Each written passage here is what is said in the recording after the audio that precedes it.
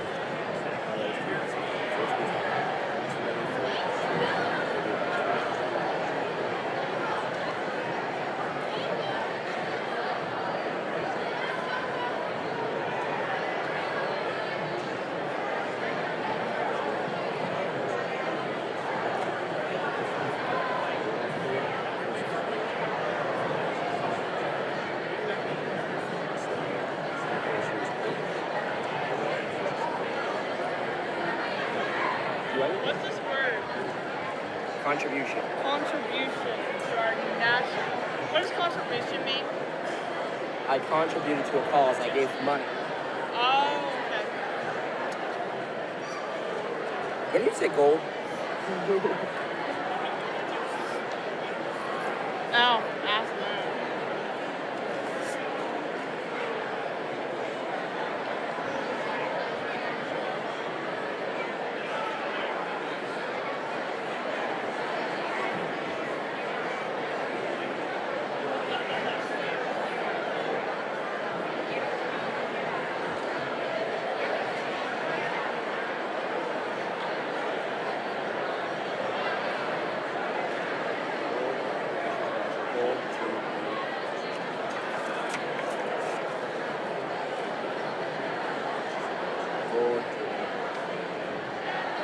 We're just waiting. There's Mr. Dodd.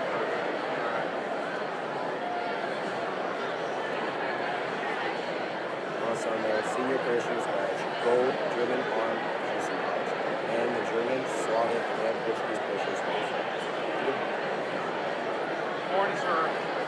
He and his wife own and operate a mission a non-profit providing free marital insurance to service members and first responders, and own and operate full canopy real estate. He is married to his wife Allison and has 3 children, Laura, Wesley, and Matt. You take on borrow from the largest giving winners leaders. To end our ceremony today, I would like to. All right, go ahead and give the Yeah. Ladies and gentlemen, the ceremony is getting ready to begin. Please take your seats and silence your cell phones.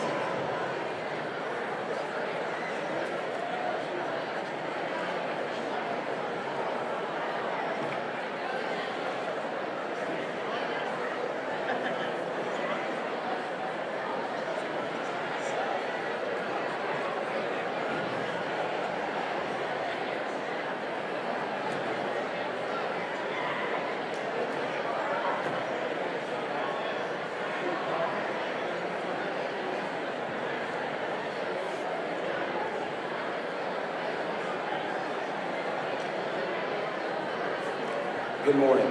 I am Cadet Lieutenant Colonel Brady Hess, Battalion Commander of the Jay County Junior Senior High School Junior ROTC Corps of Cadets, and I would like to formally welcome you to the 2024 Veterans Day ceremony. Please rise for the posting of the colors by members of the Jay Junior ROTC Color Guard and remain standing for the playing of the national anthem by the Jay County Junior Senior High School Band. Post the colors.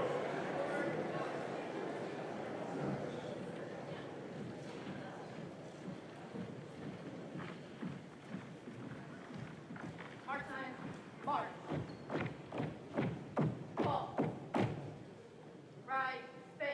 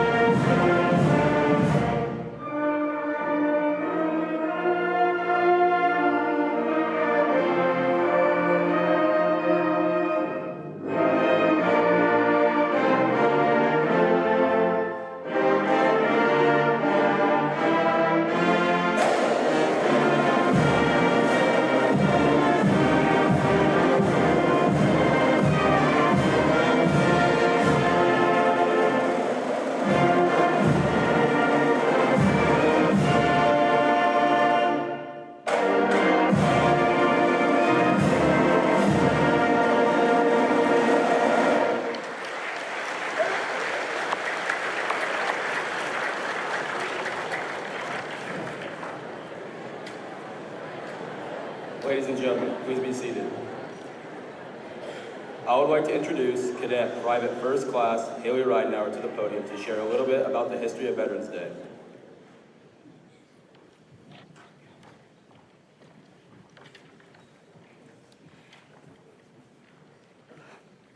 Hello, my name is Haley Ridenauer. Hello, my name is Haley Ridenauer. We are here today to honor our American veterans on Veterans Day. Veterans Day to me is a special day because I am the great-grandchild of World War II veteran from the United States Navy and the United States Marine Corps. Also, I have one brother who served in the United States Army, and my brother Caden is still serving in the United States Army at Fort Carson, Colorado. Veterans Day is a celebration to honor Americans veterans for their patriotism, love of country, willingness to serve and sacrifice, and their contribution to our national security. Veterans Day originally marked the end of World War I, and armistice was signed on the 11th hour of the 11th day of the 11th month of 1918. Today, on the 11th day of the 11th month, we recognize our 19 million veterans who have served our nation on active duty in the National Guard and in the reserves. In addition to our veterans, we currently have almost 1.4 million active duty service members, which is less than 1% of our population. Today, it is statistically harder to enlist in the U.S. military than it is to be accepted into college. This is because, in addition to being a high school graduate, you must be physically fit and meet medical qualifications. Because of this criteria, we have great men and women of character who serve in the armed forces today.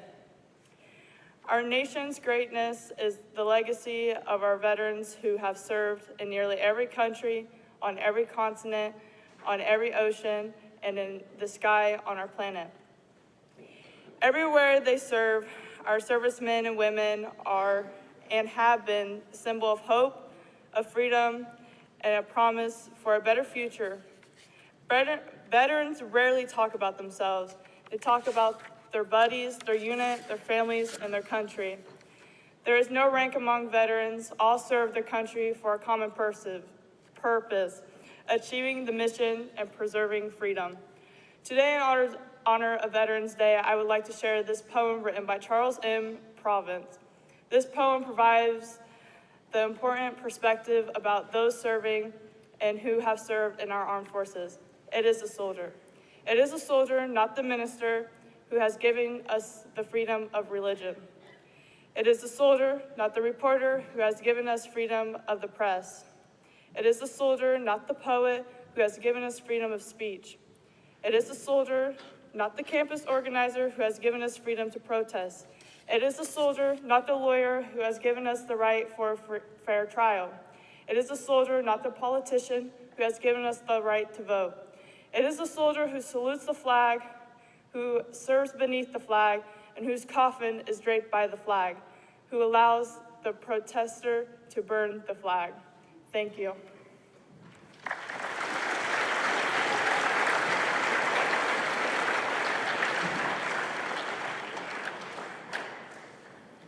Next, we'd like to recognize all of our veterans who are with us today. I ask that all veterans in attendance please stand so we can present a small gift of gratitude to you for being a part of the less than 1% of Americans who serve in our nation's military.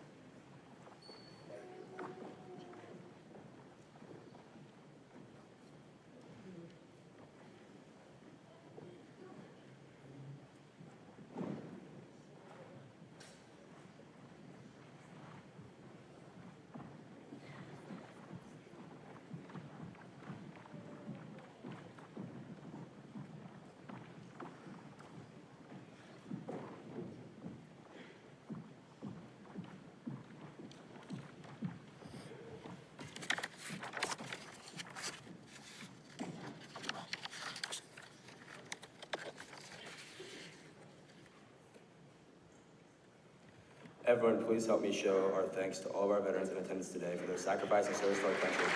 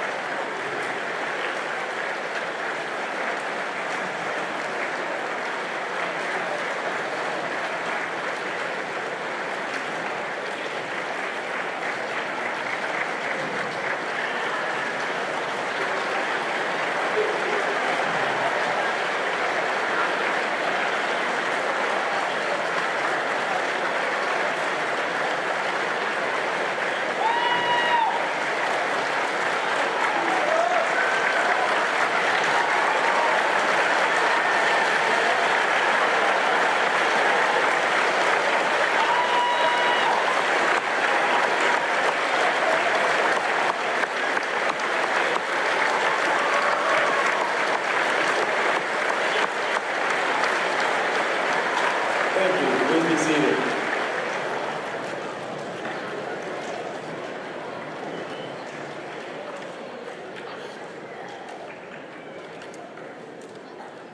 Next, I would like to introduce our guest speaker, Lieutenant Colonel Adam Barlow. Lieutenant Colonel Barlow commissioned from Morehead State University, Army ROTC in 2008 as an infantry officer in the Indiana Army National Guard. His significant assignments include serving as a rifle company platoon leader for the support of Operation Enduring Freedom in Afghanistan, the commander of a long-range surveillance company, the operations officer and executive officer for the 1st Battalion, 293rd Infantry Regiment, the 38th Infantry Division's Chief of Operations. Lieutenant Colonel Barlow currently serves as the coordinator of the Indiana Counter-Drug Task Force. He is the State Airborne Safety Officer for all parachute operations in Indiana and is currently the battalion commander for the 1st Battalion, 293rd Infantry Regiment.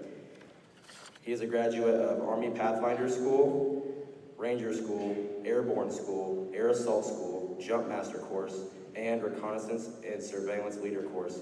His awards and decorations include the Bronze Star Medal, Senior Parachutist Badge, German Armed Proficiency Badge, and German, Slavic, and Portuguese parachutist links. He deployed to Afghanistan, conducted multiple overseas deployment trainings in Slovakia, Portugal, and Republic of Korea, and has supported numerous stateside deployments.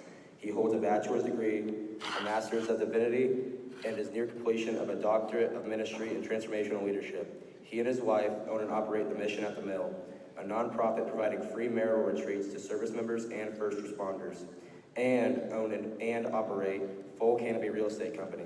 He is married to his wife Allison, and they have 3 children, Aurora, Weston, and Catherine. Ladies and gentlemen, please help me welcome Lieutenant Colonel Adam Barlow to Jay County.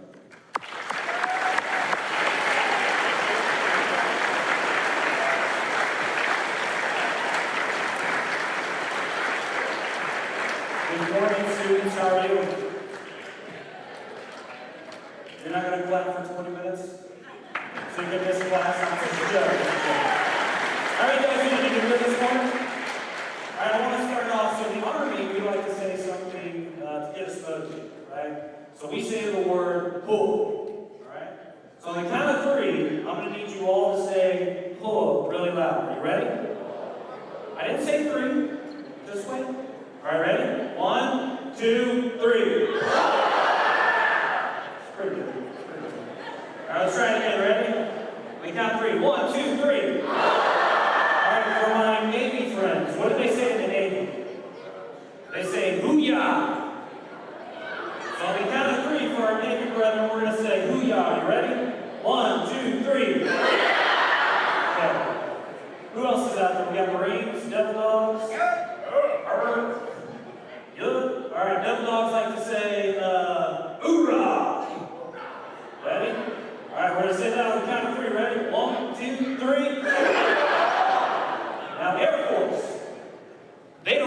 they say. We don't know what they say.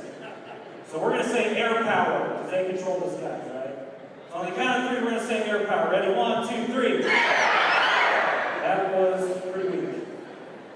We're going to try it again. On the count of three, air power. Ready? 1, 2, 3. All right, that's pretty good. All right. So we covered, Coast Guard also says Kuga. So we covered everybody. Space Force is brand new. I don't think we have any space cadets here with us today.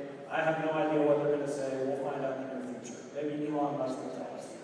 Hey, so Adam Barlow, member of the Indiana National Guard, Army National Guard, thanks for having me out today on this Veterans Day. I'd like to thank Sergeant Major Bishop and Sergeant First Class, Sergeant Major Bishop retired, the coveted retired rank, and Sergeant First Class Rob Moore. I actually had the privilege to serve in Afghanistan with both of them back in the Dark Ages, 2009 to 2010, back in the OP9.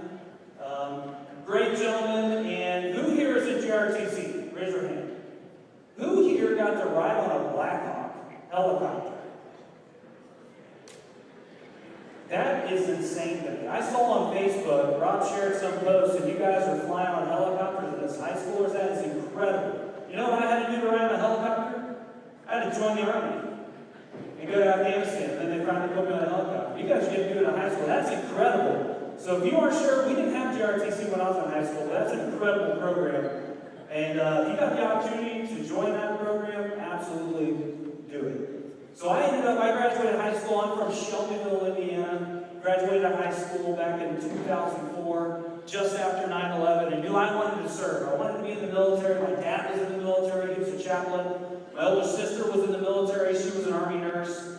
And so I decided, hey, I want to go be in the Army, but I kind of want to go to college too. So I got to do a program called ROTC.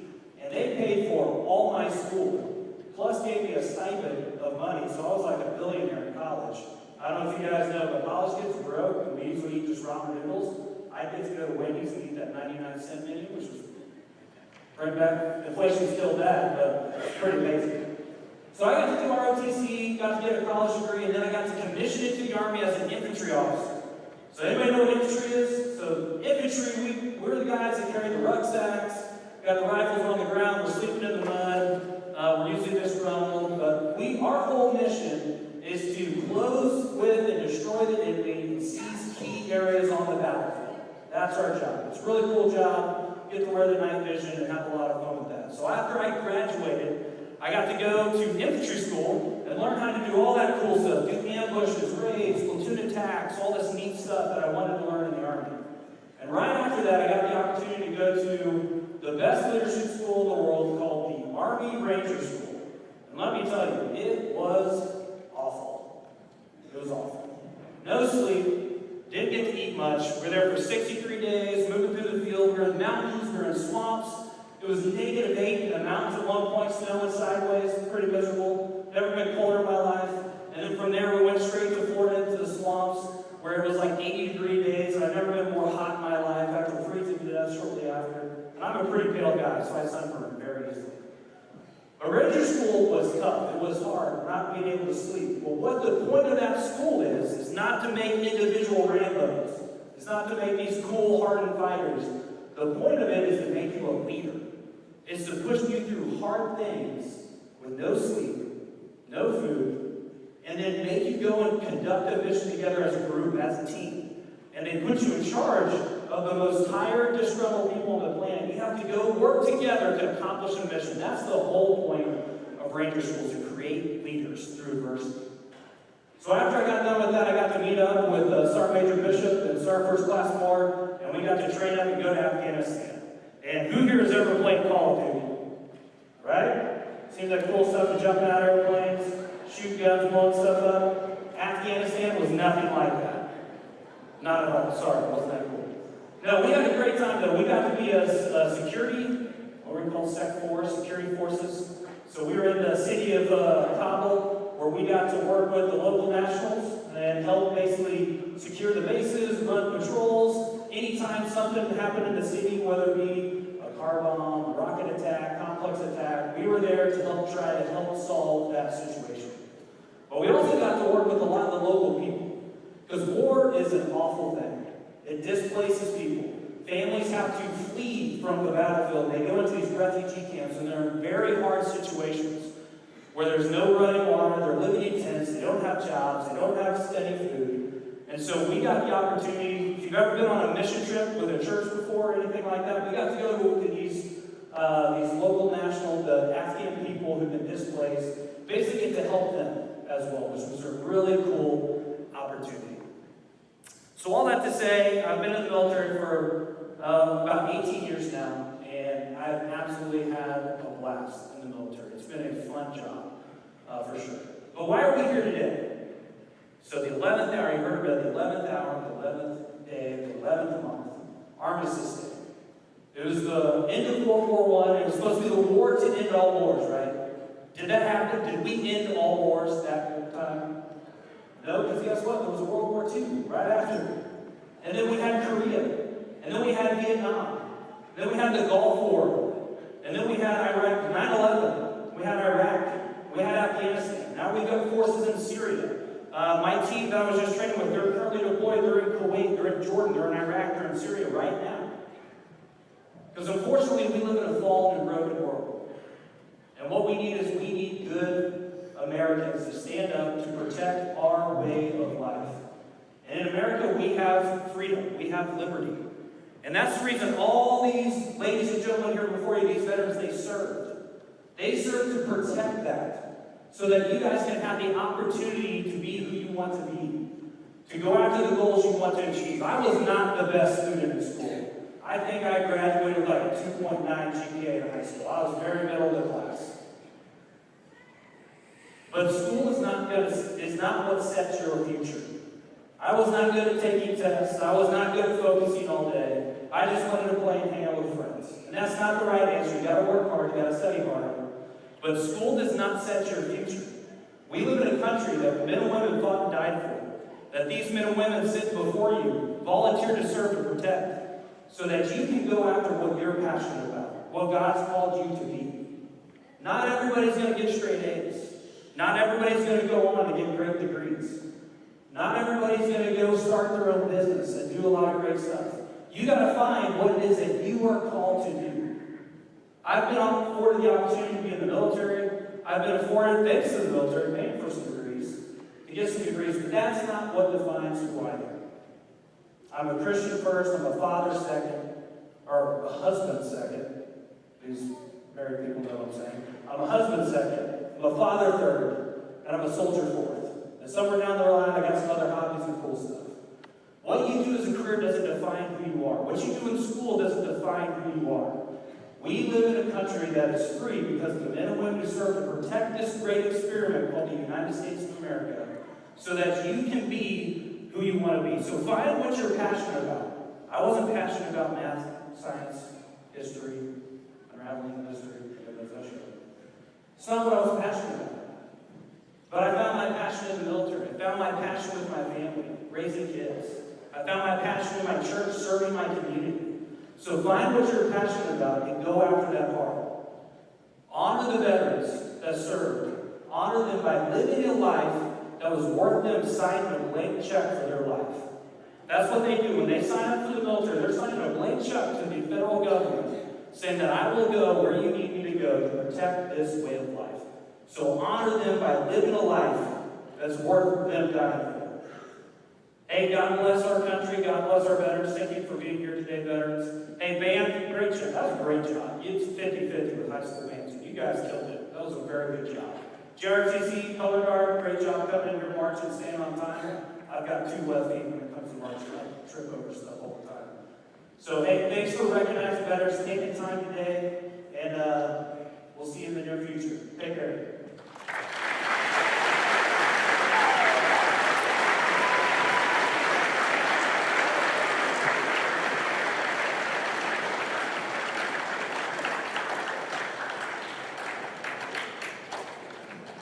Thank you, Lieutenant Colonel Barlow, for your remarks and spending Veterans Day with us. As we end our ceremony today, I would like to close with a quote from Elmer Davis, who said, "This nation will remain the land of the free only so long as it is the home of the brave." Everyone, please stand as we retire our nation's colors. Higher, ho!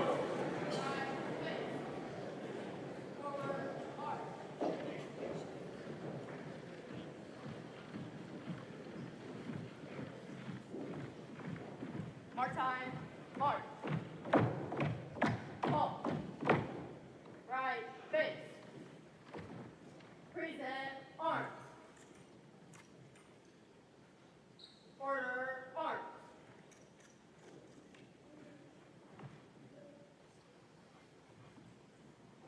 Left, face. Forward, march.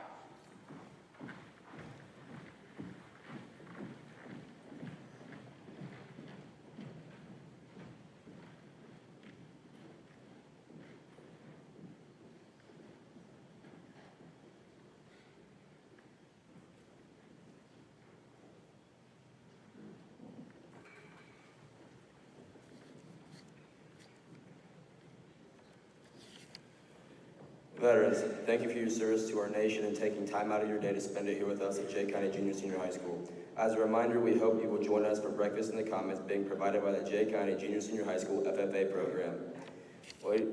Ladies and gentlemen, this concludes our ceremony.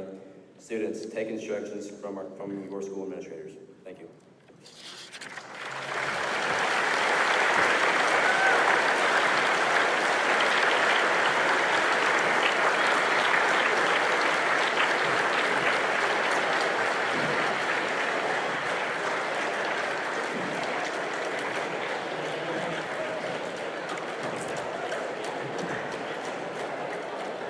All right, we're going to start with seventh grade teachers. We're going to start, make sure, it's our next name, the lowest row.